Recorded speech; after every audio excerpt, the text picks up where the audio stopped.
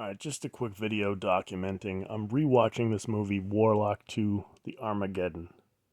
It's a movie I'd been looking for a while. I'd forgotten the name of it. I saw it decades ago.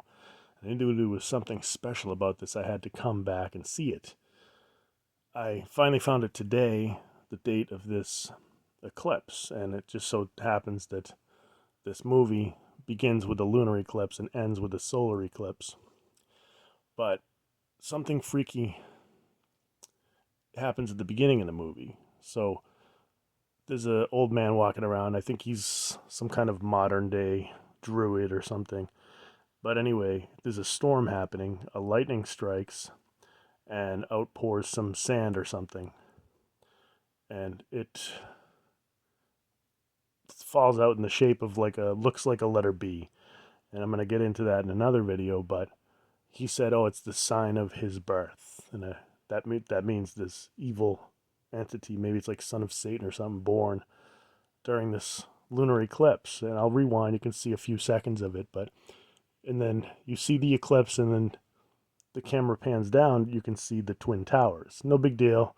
A lot of movies before 9/11 show the Twin Towers, but the main antagonist, Julian Sands, if you look at his name gematria in the Latin, Jewish, or Agrippa cipher, equals 1095. 1095 happens to be the 911th composite number. So I'll just show this on mute. You can see that lightning bolt that struck outpours some kind of sand, and it forms the shape of this letter. It looks like the letter B, which this guy points out signifies his birth, the sign of his birth. And then you can see he looks up and there's this lunar eclipse happening. And then you can see it pans down and it's the Twin Towers. So I'm not going to show the next scene. It's basically, I don't even want to say it out loud, but this woman's being violated, and then she immediately gives birth to this evil.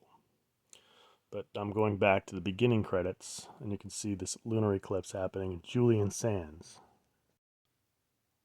His name equals 1095, the 911th composite number.